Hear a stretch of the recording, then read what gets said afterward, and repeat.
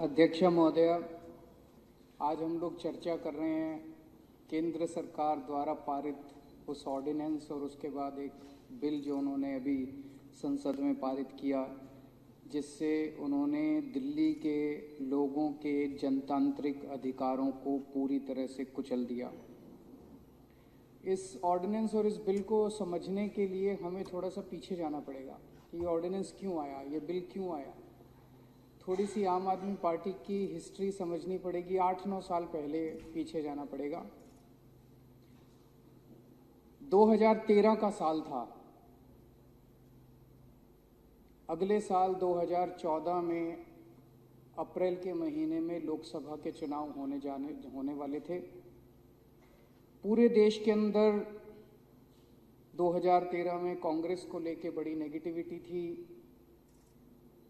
चारों तरफ ऐसे लग रहा था जैसे मोदी लहर चल रही है, मोदी लहर चल रही है। चारों तरफ देश के अंदर मोदी जी के बारे में चर्चा थी। अचानक 4 दिसंबर 2013 को दिल्ली विधानसभा के चुनाव हुए।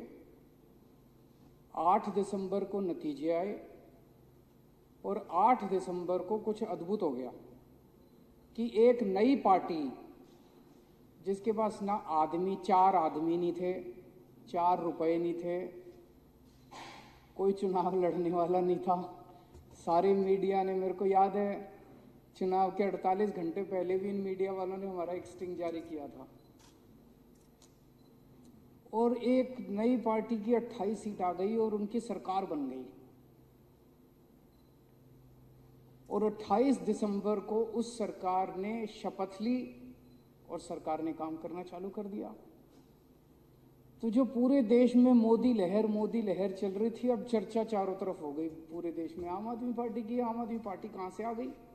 सारे देश में आम आदमी पार्टी की चर्चा। मेरे को याद है जनवरी के फर्स्ट वीक में टाइम्स ऑफ इंडिया के फ्रंट पेज के ऊपर हेडलाइन थी कि उन्होंने सर्वे कराया और आम आदमी पार्टी की 150 सीट आने वाली हैं।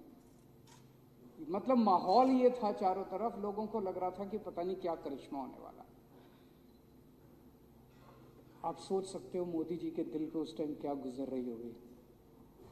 आदमी बेचारा प्रधानमंत्री बनने जा रहा है और एक अचानक पता नहीं एक छोटे से राज्य, आधे राज्य के अंदर एक नई पार्टी आई और उसने हंगामा शुरू कर दिया। हमारी सरकार 49 दिन ही चली, लेकिन उस 49 दिन को लोग आज भी याद करते हैं। उस 49 दिन में जो अभी कुलदीप कह रहा था, पूरे दिल्ली के अंदर भ्रष्टाचार खत्म हो गया। कम नहीं हुआ, खत्म हो गया।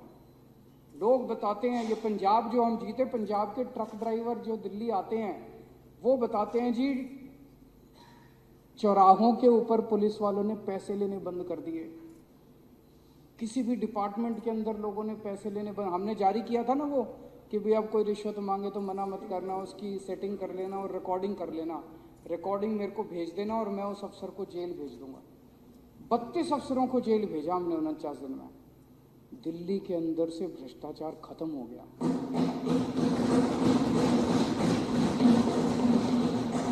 लोगों ने कभी ऐसी सरकार देखी नहीं थी और उसकी चर्चा पूरे देश में।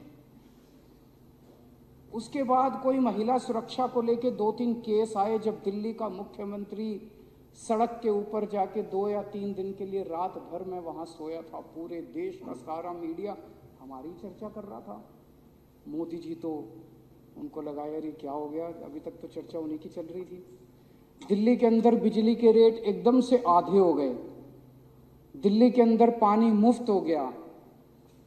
और उस वक्त जो इस देश का सबसे अमीर आदमी था, उसके खिलाफ बाय नेम एफआईआर दर्ज करानी।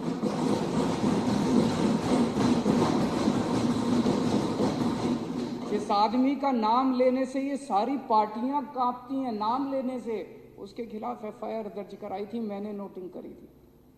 49 दिन की सरकार थी। हमने इस्तीफा दिया, जो भी कारण रहे हमने इस्तीफा दे दिया। और उसके बाद इनको चैन की सांस पड़ी। अप्रैल का महीना आया, ये चुनाव लड़े और उसके बाद इनको पूरी, ये लोग जीत गए भारी बहुमत से।